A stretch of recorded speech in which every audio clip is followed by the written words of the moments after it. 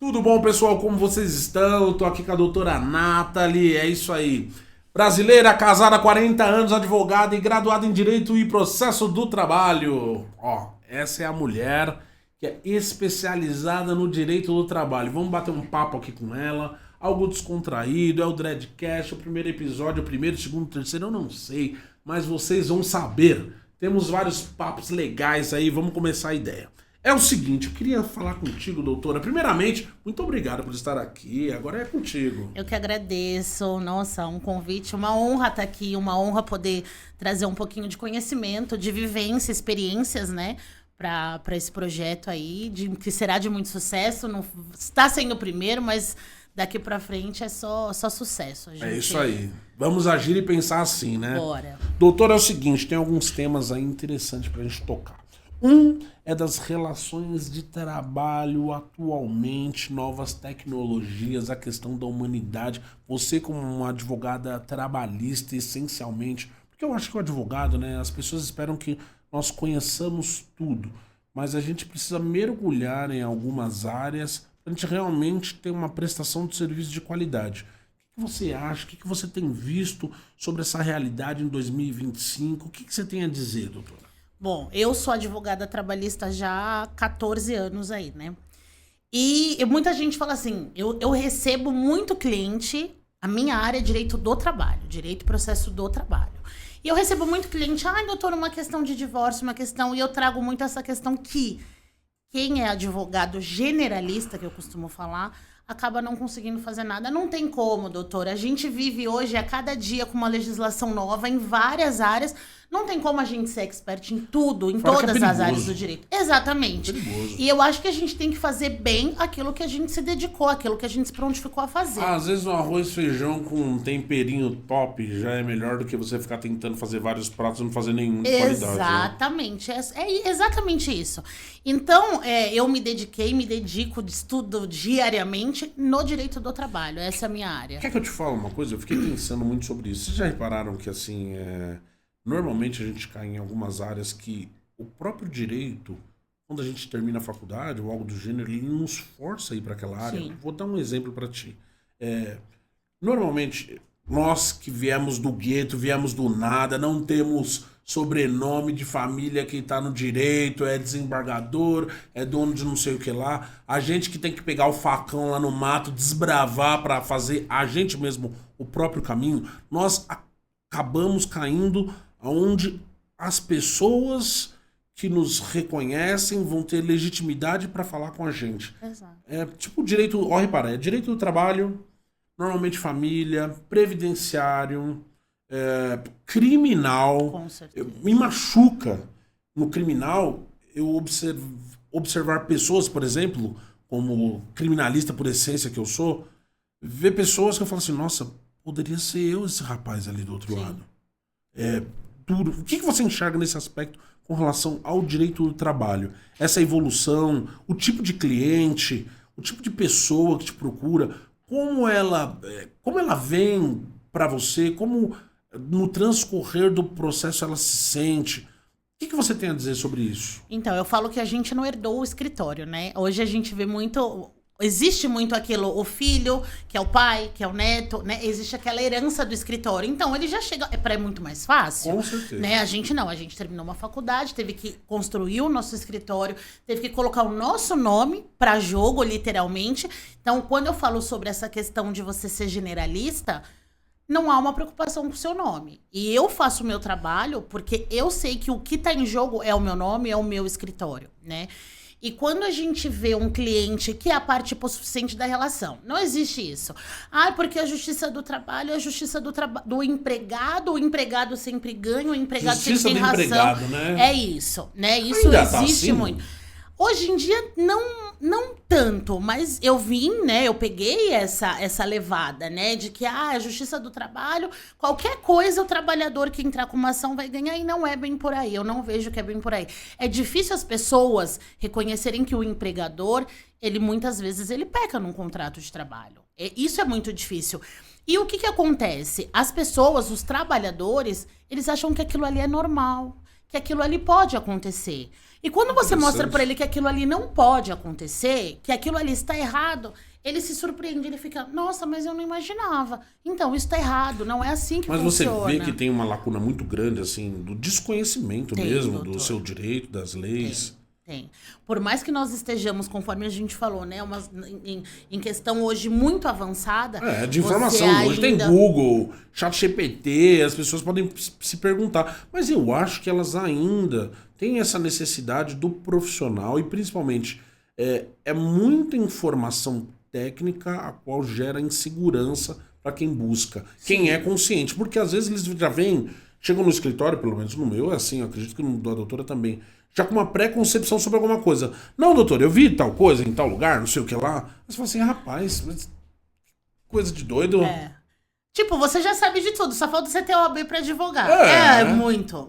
Isso acontece muito. Só que desconhecem as bases da... Básico. Eu vou te dar um exemplo quando eu falo que desconhece o básico. Eu recebi um cliente que ele queria entrar com uma ação, ele não queria mais trabalhar. Pra ele tava muito difícil, tava muito ruim, questão de horário, muito maçante, exigência muito a mais do que nas atividades das quais ele foi contratado. E ele queria entrar com essa ação com uma rescisão indireta do contrato. Certo. Analisando ali, tinham alguns pontos, ok. Quando eu falei pra ele assim, que mais acontece, né, na sua relação de trabalho, ali no momento que a gente faz a entrevista, e aí ele me relatou um fato que pra mim foi assustador. E aí eu trago isso aqui, que eu acho que é importante as pessoas saberem. A gente, no ambiente de trabalho, quando eu falo que a gente tem um ambiente de trabalho muitas vezes tóxico, é no sentido do quê? No sentido de que brincadeiras, elas não são brincadeiras. Esse meu cliente, ele era chamado de queimadinho, de cabelo duro. Ah, cadê o queimadinho? Aquele queimadinho, né? E ainda mostrava assim, cadê o queimadinho? Pra ele, e assim, quando ele conversou comigo, ele falou assim pra mim, doutora, mas eram clientes que eu atendia e que gostavam de ser atendidos por mim. Sabe qual é o pior? O pior é que ele, dependendo da circunstância, ele começa a falar assim, não, eu tô socializando, eles estão socializando comigo, mas não é. Tipo, ele se sentia importante porque aquele cliente tava procurando por ele. Então, quer dizer, eu presto um bom serviço.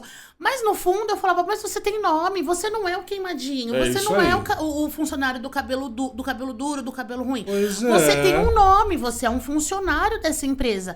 E muitas vezes isso foi relatado pra supervisão. Às vezes eles nem percebem. Não, você entendeu? Isso é o que mais me deixa chocada quando a gente fala que nós estamos em 2025. E a pessoa não conhece um direito subjetivo dele. Assim, e é doido. É tipo, como é que você pode ainda receber clientes que não tenham essa noção? Porra, eu recebo. Esse tipo de cliente.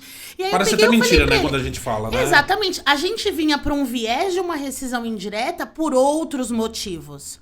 Quando ele me trouxe esse fato, eu falei pra ele, peraí, como é que você vai continuar trabalhando numa empresa no qual a empresa normaliza esse tipo de tratamento para com o empregado dela? Ah, mas é porque eu reclamava... No meio de todo mundo. Porque o que eu falo, o que é engraçado nesse sentido? É que quando a pessoa vinha procurar ele, tipo, as pessoas não viravam pro cliente e falavam assim, mas de quem que você tá falando?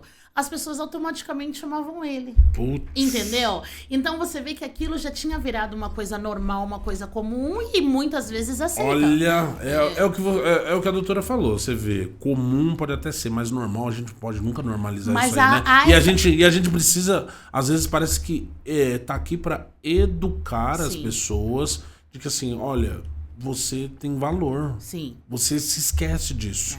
E às vezes você vê, né? Às vezes a nossa pura estrutura, a nossa falta de estrutura, principalmente do passado, ela e essa chaga brasileira aberta da escravidão, ela é tão potente, ela foi tão bem feita, que pra gente ter a oportunidade, você se sujeita. Porque pra ele, falando assim, aí você imagina que esse cliente deve falar assim, ó, mas doutora, se comentar sobre isso, eu posso perder meu emprego. Ou se eu pedir uma rescisão por isso, o outro empregador vai observar que... Meu Deus. É isso. Isso ainda existe muito. Existe esse medo. E esse medo faz com que você continue se submetendo a uma situação da qual você está infeliz. Da qual... Aí muitas pessoas falam assim, pô, mas por que não pede demissão? Isso acontece muito ainda. Não tá insatisfeito? Peça demissão. E não é uma questão de insatisfação.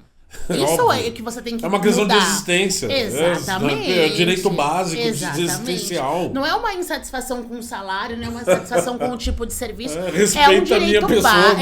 É o respeito. E é Nossa, respeito que ele não tá adorei fazendo. adorei o que a doutora disse. Pra ter uma noção, ó, tá aqui nos meus bastidores, a Lais, eu sempre falo pra ela o seguinte, assim, só falta eu, como um advogado que tem uma visão humanística, uma visão de direitos humanos, querer tratar todo mundo que tá à minha volta de outra forma. Não, eu tenho uma responsabilidade imediata, direta com vocês. Pô, só falta eu vender uma mentira pra justamente ser contraditado por vocês. Não, vocês são as primeiras pessoas que eu preciso realmente trazer pra mim. Eu acho que o capital é aquilo que nós estávamos falando antes de começar, né? O capital, ele nos esmaga de uma tal forma, ele compra a nossa existência, A nossa se você dignidade. deixar. Total, a nossa dignidade vai pro ralo. A gente começa a se perguntar, fala assim, pô, mas você se sujeita a isso? A pessoa vai falar assim, eu preciso pagar o remédio da minha mãe, preciso pôr comida pro meu filho. E aí, o que você vai falar? Como você vai justificar? Por isso que eu digo que as empresas têm uma responsabilidade pra mim. Assim. Gigante. Nossa, total. Gigante. Mentalidade dela. Porque o hipossuficiente tá lá trabalhando pra ele. Aham. Por Acabou. isso, doutor, que hoje eu não tenho mais esse negócio. Muitos clientes me procuram e falam assim, não, mas foi a fulana, ou foi o fulano, não foi a empresa. A empresa se omitiu, a empresa Claro. permitiu. Claro. A empresa não trouxe Ela políticas tem o para poder trazer. diretivo. Exatamente. Então, a empresa, a partir do momento que ela se omite, ou que ela permite que aquela situação aconteça, ou ainda que aquela situação aconteça dentro da empresa dela.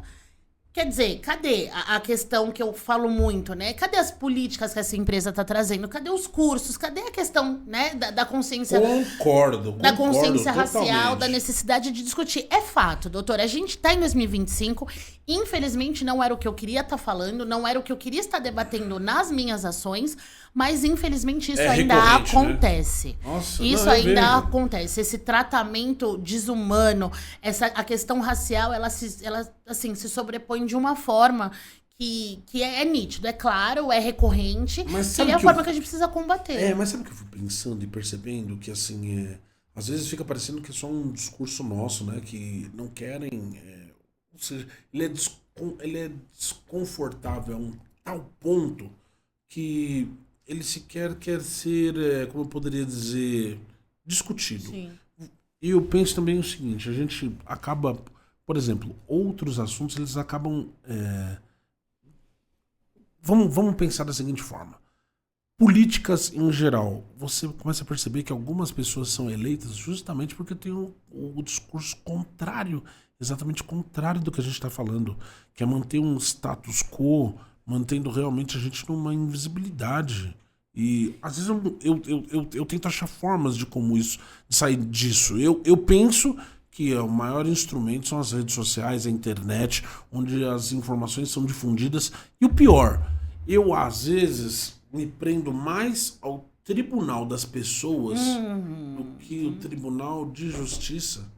Exato. Porque é comprovado que hoje em dia entra-se com muitas ações em relação ao que a doutora falou. Reconhecimento eu acho que às vezes é muito ínfimo de acordo com a quantidade de ações, mas as empresas não querem ficar taxadas, Sim. serem expostas. Sim. Principalmente porque bate no consumo. Olha isso, como é um negócio muito louco. Vamos entrar, já que a gente tá nesse tema aí, pra gente já no tema número 2, que eu acho que tá bem intercalado com o que a gente tá tratando, né? Que essa questão de racismo no trabalho, agora em 2025, atualidades, o que a doutora tem visto? Porque vai cair meio no que nós estamos falando. Então, a gente tem hoje... continua, tá? É fato. Essa questão do racismo nas relações de trabalho, elas continuam em evidência. Porém, eu vejo que a gente está caminhando para uma maior consciência. As pessoas, elas estão entendendo o que é o racismo, como as suas consequências, vamos dizer assim. Então, eu não estou dizendo que a gente está vivendo num país maravilhoso, num mundo maravilhoso, não é nesse sentido. Mas hoje eu percebo que existe mais uma consciência onde você consegue ter mais uma rede de apoio. Vou trazer um outro exemplo. Uma cliente minha me procurou hoje e ela me relatou uma questão de uma foto que foi tirada na empresa, com uma legenda nessa foto nitidamente discriminatória, né? Era uma pessoa branca do olho azul e ela enquanto uma pessoa negra. E essa foto rodou ali por vários grupos da empresa. E ela falou pra mim assim, doutora, a princípio eu não tomei isso como uma forma de racismo, de discriminação. Mas quando as pessoas começaram a receber essa foto com aquela legenda, vieram automaticamente me procurar e falaram, você não vai fazer nada? Você não vai fazer nada? E aí o que ela me relatou foi, ela, enquanto única pessoa negra, única da turma, da equipe, né, ali do time. O famoso preto único, exatamente, né? Puta, essa síndrome do preto único é foda. Exatamente, só que ao redor dela tinham todas as pessoas brancas que falaram, você tem que ir, você tem que denunciar, você tem que fazer, você tem que falar. Então, o que eu tô Mas as pessoas não percebem, eles não percebem o grau de pressão que isso gera pra gente. E falar assim, ó, você vai mexer num negócio que lá no final das contas, ninguém vai segurar comigo. Sim. Eu vou segurar sozinho. Essa trolha aí. Exato. Mas, nesse caso específico, doutor, eu fiquei bem tranquila, porque são pessoas brancas, tá, que estavam ao redor dela, que optaram por pedir demissão da empresa. Caramba. Porque a empresa se manteve inerte. Mas eu vou te dizer outra coisa, doutora, porque pelo menos eu percebo isso. Nós não temos muitas oportunidades. As pessoas brancas podem sair e procurar novas oportunidades, que eles vão estar muito melhor respaldados no mercado. Mas agora eu te trago a surpresa. Essas pessoas brancas, que era tipo a coordenadora, a chefe supervisora dela imediata, saiu, foi para uma outra empresa. A pessoa que viu aquela foto e ficou, né, totalmente transtornada e que levou para minha cliente essa foto, saiu da empresa. E as duas ofereceram para essa minha cliente uma nova oportunidade de emprego na empresa que elas estavam trabalhando. Olha como é legal a consciência. E mas é raro. É raro, mas eu acho que é totalmente necessário. E eu digo, as pessoas falam assim, nossa, doutor, você é integracionista, você sou assim. Sabe por que eu sou? Porque eu tenho consciência que, inclusive, esse assunto, se você for observar, foi algo que foi colocado pra gente. Sim. Nós não somos... Quando nós viemos de África, a gente não era negro. A gente era Yorubá, um era Banto, outro era Tutsi. Então, assim, nós só viramos pretos porque tem os brancos. Sim, exatamente. Não existia essa definição. Então, assim, essas mesmas pessoas, a gente precisa desses aliados, sim, porque eles estão em locais e em posições, sim, de integração. Porque se não existe isso... Gostando ou não, o capital não tá na nossa mão. Exato. A gente precisa comer, a gente precisa trabalhar. Eu digo que a gente depende muito mais deles do que eles da gente. É verdade. A galera não gosta. Ai, doutor, você tá falando isso? Sim, a gente cria nossas mesas, a gente tem a nossa consciência, mas se a gente não tiver essas pessoas com essa consciência e principalmente sabendo que isso não é algo só positivo para elas, é para absolutamente todo mundo que tá à sua volta, é para quem tá fora do seu portão, justamente para não pular lá o seu portão para precisar do que você tem, a coisa acontece. É uma questão de consciência mesmo. E assim, eu espero que as empresas, né, não regridam nessas questões, especialmente de ESG, né, de Environment, Social Governance, que é essa coisa de meio ambiente, questões sociais, integração, a própria governança corporativa, tenham consciência de que esses projetos precisam ser mantidos. Por quê? Para elas mesmas existirem de forma harmônica, até porque no Brasil, um país relativamente novo, de pouco mais de 500 anos, a gente nunca pode esquecer que quase 4/5 desse país foi o sistema econômico predominante, sempre foi a escravidão. A gente consegue pagar por um telefone 15, 20 mil reais, mas a gente não quer pagar o cara que vai pintar a sua casa por 1/3 desse preço, porque a prestação de serviço está intimamente ligada a essa questão do serviço escravo. Sim. Infelizmente, eu percebo isso nas relações de trabalho.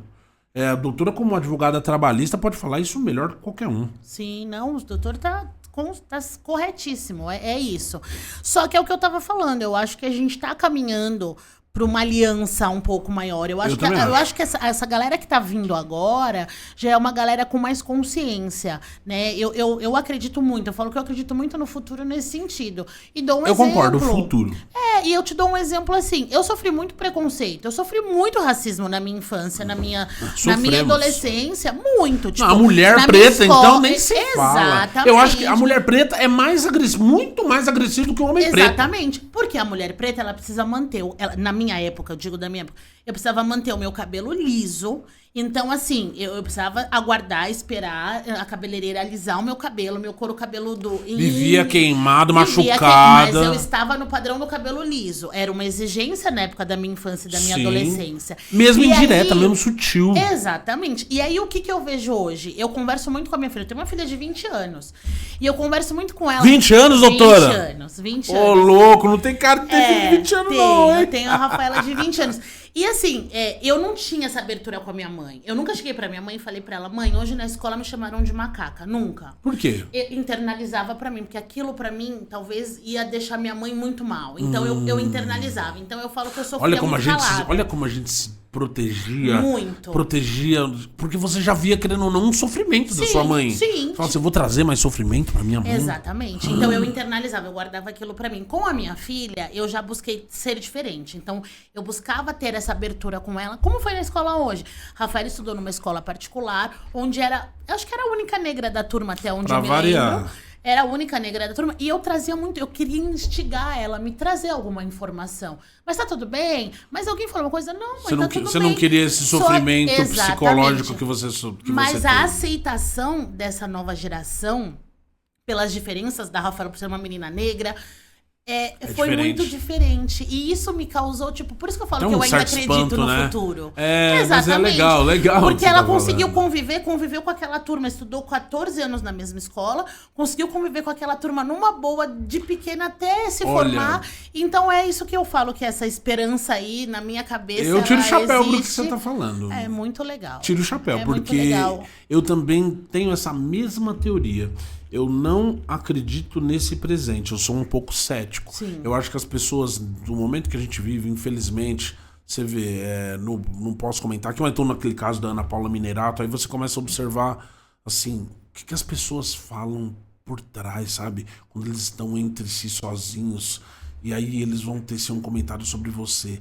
Tem questões de, assim, tem aquela coisa de nojo. Asco. Aí você fica assim, nossa, pessoas que convivem com você. É muito pesado, é muito louco. Nossa. Porque você tá hoje vivendo numa sociedade que tá tudo bem, né? Todo mundo aceita. Primeiro momento que dá estresse contigo, doutora. Aquela doutora lá. Quem? Você sabe quem é. Aí começa. Aí vem a lista. É isso. Então, quando a gente fala, inclusive, na nossa área, que a gente tem... Na nossa área não, acredito que em todas as áreas, a gente tem que sempre estar provando que a gente consegue, que a gente é melhor. Eu preciso fazer um esforço muito maior do que o meu colega para poder mostrar que eu tenho capacidade, que eu tenho conhecimento, que eu preciso, que eu estou onde eu tô, porque o meu trabalho me proporcionou. Então, assim, é muito difícil. Nossa, é um teste diário. Né? Aproveitando o ensejo, né, pra gente cair no poder judiciário, o que a doutora tem visto aí dos resultados em relação a isso? As ações propostas, especialmente nessas questões que a gente fala sobre discriminação, qual é a sensibilidade dos juízes, das empresas e principalmente das pessoas. Eu acho que é meio que finalizando tudo que é o que a gente está falando, mas colocando uma visão do poder judiciário, das decisões mesmo. A empresa tá invertendo, né? O trabalhador, ele tinha aquele receio de entrar com ação contra a empresa, porque eu vou ficar com o meu histórico manchado que eu processei a empresa. Lista negra, né? Pra variar. A lista estereotipada, tem que ser preta. Porra, não pode ser branca essa lista, não? Exatamente. Tá bom. Exatamente. E aí, o que eu tenho percebido, doutor, nessas ações que eu tenho representado, a empresa chega, mas só falta ajoelhar pra gente fazer um acordo. Nossa, tá nesse nível. Tá nesse nível. Então, acho que ela não quer ter aquela mancha. Ela não quer... Mas por quê? Hoje o tribunal, a Justiça do Trabalho, se o doutor acompanhar, Doutora vai ver, no site da Justiça do Trabalho sempre vem umas notícias. Sim. Empresa é condenada por racismo estrutural. Empresa é condenada por ato discriminatório. E fica lá estampadão. E pra você saber qual é o processo, porque eu não faço questão que meu processo caminhe em segredo de justiça, tá? Nesses casos, eu não quero. Eu adoro. Eu quero o processo lá, doutora, segredo de justiça. Não, por que segredo de justiça? Eu pergunto pro meu cliente, você tá incomodado? Tem algum problema? Não, doutora, por mim tudo bem. Não, então eu não quero. E a empresa insistindo pra que o processo... Ele tramite em segredo de justiça. E eu não faço questão que ele fique lá. Eu brigo também pra ele ser público. Público, lógico, porque... Ele tem um caráter pedagógico. Exatamente. Então, muitas vezes é essa questão. Eu pego decisões que é na questão do caráter pedagógico. É uma obrigação da empresa instituir. A empresa é a responsável. É o caráter diretivo da empresa. A empresa é a responsável por seus prepostos. Mas você acha que também nós, como advogados, você acha que a gente também não precisa ser melhor treinado pra gente ter uma outra observação? Principalmente, vou dar um exemplo, eu adorei o que a doutora falou. Eu normalmente gosto de colocar em questões assim, algumas prestações, independente de valor, de grana, de coisas que elas precisam implementar. Treinamento, Isso. Palestra, aulinha ali, né? Eu concordo assim, com o vem cá, doutor. você tem que sentar no banquinho. Empresa, você tem que sentar no banquinho, estudar, ver quem tá ali do seu lado, porque não adianta tirar só dinheirinho do bolso e acabou. Porque senão é como se você estivesse comprando a merda que você faz. Ou que você não necessariamente faz, mas permite fazer. É que assim, é o que eu falo, né? Nesse caminho da questão pedagógica. Infelizmente, é muito triste a gente ainda ter... Muitas pessoas são contra cotas raciais, né? Isso é o que mais são. E aí, é muita... Que cota racial? Porque questão... Eu não gosto nem de entrar muito nesse debate, porque minha opinião todo mundo já sabe. E outra, ela é uma conversa muito rica. Se a gente dia a gente ainda vai sentar e bater esse papo. Vamos debater esse papo. É isso aí. Mas a empresa, por exemplo, ela tem que olhar pra dentro da empresa dela, e volto naquele exemplo que eu comecei no começo da nossa conversa. Ela tem que entender que numa gama de 130 colaboradores, 130 empregados, não é normal você só ter 3 pessoas negras. Pois é.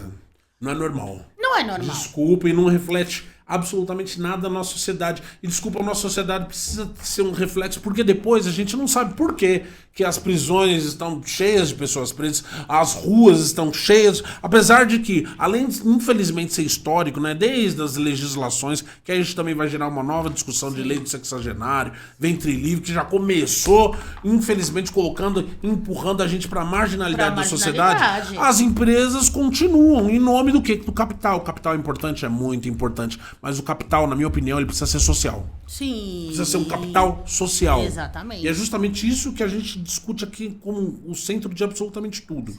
A gente tem que ganhar dinheiro, lógico, pessoal, eu vou ficar, não, a gente não tem que ganhar, não.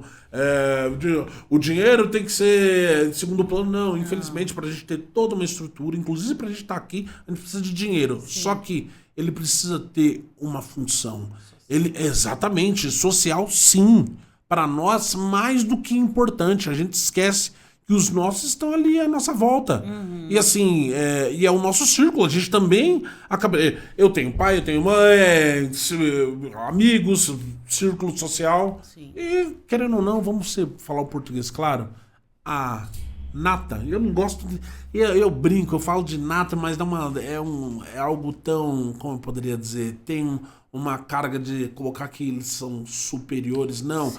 Quem são os donos dos meios de produção? Eles gostam de ficar entre eles nos meios de produção e principalmente manter quem está lá embaixo na subalternalidade, sem ter a coisa mais importante, que é a consciência e a educação. Sim. Eu acho que, para finalizar, inclusive o que a gente está falando, não sei se a doutora pensa assim, eu acho que pode parecer piegas, batido, mas educação é tudo. Tudo. Senão a gente não estaria aqui, doutor. E é por isso, doutor, que a gente ainda, infelizmente, tem que brigar por uma educação de qualidade. A gente tá brigando por uma educação de qualidade. A gente ainda se incomoda quando a gente vê que a educação, somente na questão de São Paulo, na questão do estado de São Paulo, ela vem sendo colocada em segundo plano. Putz, terceiro. Entendeu? Então, assim... Nem se fala. É por quê? Porque pra eles, né, pra esse nicho, quanto menos a gente souber... Melhor é. Entendeu? Então, quando eu falo com relação que hoje em dia eu ainda recebo clientes... que acham que aquela situação, ela tá ok. Aí você percebe, tipo assim... Ele não tem consciência, né? Ele ali, ele Ele está, foi e aí ele vai educado ficar... a não ter essa consciência. E você vê aquela pessoa, principalmente, né, hoje em dia, a pessoa entrou naquele cargo, naquela empresa, chão de fábrica, peãozão, e ele vai se aposentar como um peãozão. Por quê? Porque não existe aquela abertura de crescimento. Hoje, quando o doutor estava falando a respeito do nosso começo, né, a questão do teletrabalho, enfim, hoje a gente vê um pouquinho mais de facilidade, porque o home office, né, acabou vindo aí com uma questão de pandemia e tal, mas hoje ele tá permitindo que aquele cara da periferia, mas que tem força de vontade, que se estuda, que tem a internet ali como meio de trazer maiores conhecimentos para ele pode continuar trabalhando dali, ele não precisa estar todos os dias na empresa, o que acaba muitas vezes facilitando, porque ele não tem que encarar 1h30, 2 horas, 3 horas de ônibus para sair. Para sair. A estrutura é destrutível. Para sair da periferia, para chegar numa empresa ali na Berrine, ali no, né, ou até mesmo no centro de São Paulo, enfim. Mas isso acabou facilitando. Então, hoje você consegue ter uma pessoa com, né, muito bem estruturada, amparada, estudiosa, dedicada, que está trabalhando ali de casa e evitando esse percurso. Então, eu vejo que essa questão do teletrabalho, né, do trabalho remoto, enfim, ele veio para trazer permissões, maiores acessos para essa galera que está na periferia, e eu acho que tende a seguir aí talvez uma abertura maior de caminhos e de vontade dessas pessoas crescerem. Eu vejo por esse lado. Olha, é o que eu falei, eu doutora, acredito muito no futuro. Eu aí. também. Eu acredito piamente nas suas palavras, e mais do que isso, é racionalmente verificável. E a gente começa a perceber que as pequenas revoluções, primeiramente, elas começam na nossa mente. Sim. E na nossa conduta de iniciativa. É o que eu digo, né? Queimar livro, ele pode ser, inclusive, mental. A gente tem que tomar um cuidado muito grande, porque a gente precisa... Para revolucionar, saber. Sim. E eu acho que isso é o que é mais negado pra gente. Pessoal, mesmo. Olha, doutora, muito obrigado. Valeu mesmo. Não tem nem o que falar. Eu acho assim, que como experiência é muito bom a gente poder aqui sentar e mostrar para as outras pessoas que elas também podem. Lógico. Quem tá lá, você pode também. Lógico. Mas, saiba, você tem que pagar um preço, você tem que se educar e fazer a coisa acontecer. Certo? Dedicação sempre que Pessoal, a gente muito obrigado, valeu, espero que vocês tenham gostado. Tchau.